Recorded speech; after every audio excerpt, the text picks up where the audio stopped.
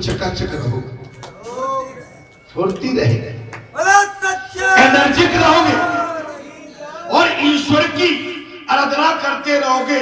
अपमान से विदुर जी को न तो दुख हुआ और न गिलानी हुई। संत की भाषा यही है, अपमान से संत वही है जो अपमान को पी जाए, पचा जाए। दुर्योधन ने राजसभा में उनका अपमान किया, थोड़ी सी बची है। दुर्योधन ने राजसभा में उनका अपमान किया था और फिर भी क्रोधित नहीं हुए। विदुर जी ने सिर्फ भाजी ही तो खाई थी। क्या किया था महाराज? दुख और क्रोध को भी महाराज जानने की शक्ति सात्विक आहार से प्राप्त होती है। सुखी होना तो कम खाओ, अगर सुखी रहना है कम खाओ और कम खाओ। मनुष्य सब कुछ खा जाता है किंतु मम नहीं खाता, गम नहीं खाता। महाराज क्रोध नहीं बचा सकता है, मनुष्य क्रोध को नहीं बचा सकता है। तुम्हारी कोई निंदा करे तो उससे शांति से सह लो। अर्थात उस समय ऐसा मान लो कि दो महाराज निंदक मुझे मेरे दोषों का भान करा,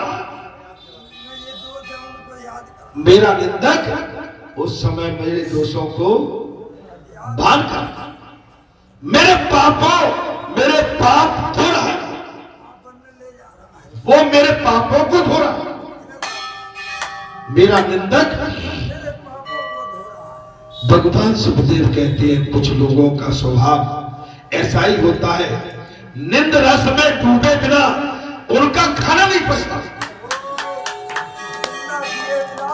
कुछ लोग ऐसे होते हैं कि जब तक वो एक दूसरे की बुराई निंदा नहीं कर लेंगे उनका खाना नहीं पचता।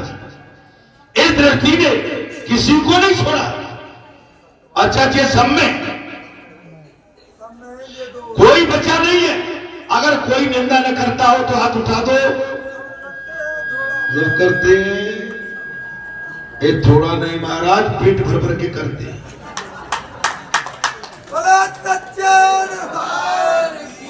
अभी कथा को निपटने दो और गेट से बाहर होने दो, फिर देखो तमाशा। महाराज सभी की निंदा की है, ऐसा कोई नहीं। भगवान सुखदेव कहते हैं निंदा करने वाले पर क्रोध मत कर। जो निंदा कर रहा है उस पर क्रोध मत करो। ऐसा मानो कि इसमें भी प्रभु का कुछ न कुछ संकेत है, मेरे लिए कुछ अच्छा होने वाला है। भगवान बड़े दुख से कहते हैं कि मानव कल्याण के लिए मनुष्य अवतार लेकर मैं इस धरती पर आया था। भगवान बड़े दुखी होकर कह रहे हैं बोले मानव कल्याण के लिए मैं इस पृथ्वी पर मानव अवतार लेके आया, फिर भी लोग ने मेरी निंदा की। भगवान स्वयं कह रहे हैं बड़े दुख के साथ लोगों ने मुझे भी नहीं छोड़ा, मेरी भी निंदा की। विदुर जी भी अपमान प्रभु की कृपा का ही अनुभव करते, भगवान की कृपा। विदुर जी ने सोचा कि दुर्योधन मेरी निंदा कर रहा है। विदुर जी ने सोचा तो सही, क्या दुर्योधन मेरी निंदा कर रहा है। अब उसके अंदर बसे हुए नारायण मुझे कौरवों का कुसंग छोड़ने का आदेश दे रहे। निंदा निंदा एक बात बता, निंदा हम ये सोचेंगे कि बढ़िया इससे पेट छूट, न इसके साथ बैठो, न उठो, न बुलाओ, न चलाओ, ऐसे को अलग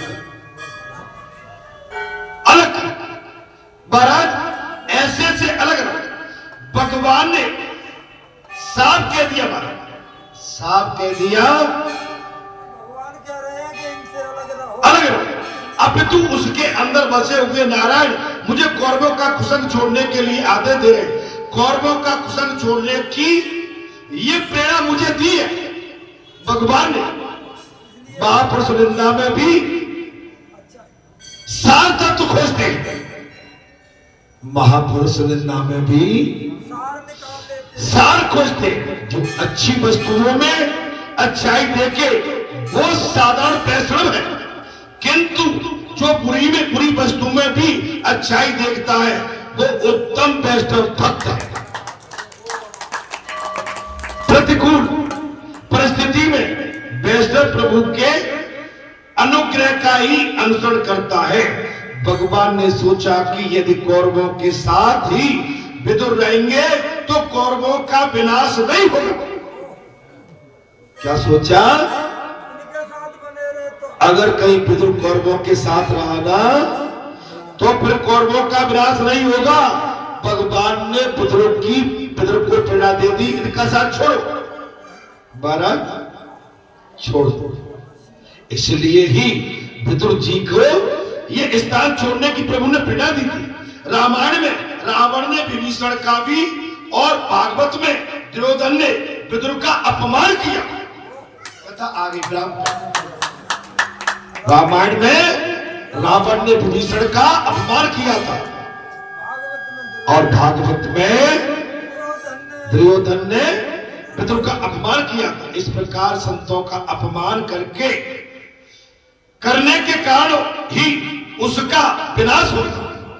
संतों का जो अपमान करते हैं उस घर का परिवार का विनाश वहीं से प्रारंभ होता है। बोलो बालाजी सरकार की जय। कुटुंब में कम से कम एक ही व्यक्ति पुण्यशाली हो तो देखो बात अब आ गई। उसके पुण्य से फल अगर कुटुंब में एक ही व्यक्ति यदि पुण्यशाली हो उस कुटुंब का नाश कभी हो नहीं सकता। पूरे कुटुंब के अंदर एक व्यक्ति धर्मात्मा पैदा हो जाए उस पूरे कुटुंब का कभी विनाश हो नहीं सकता। कोई उसको अहित नहीं कर सकता है, उसे कोई हानि भी नहीं पहुंचा सकता एक आदमी के कारण।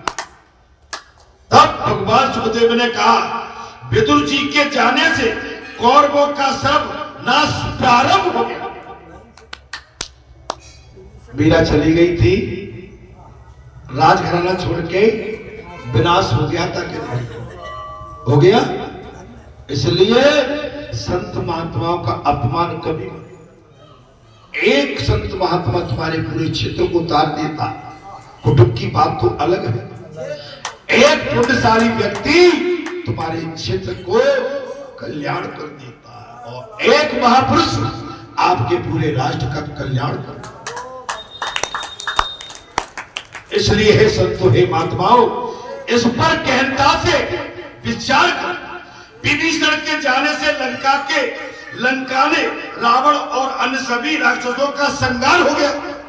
जब तक विभीषण था लंका में लंका सुरक्षित थी।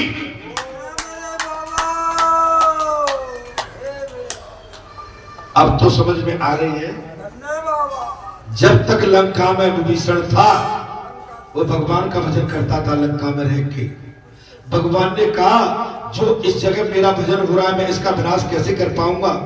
विभीषण को प्रेरणा दे दी, विभीषण को अपने पास बुला लिया महाराज।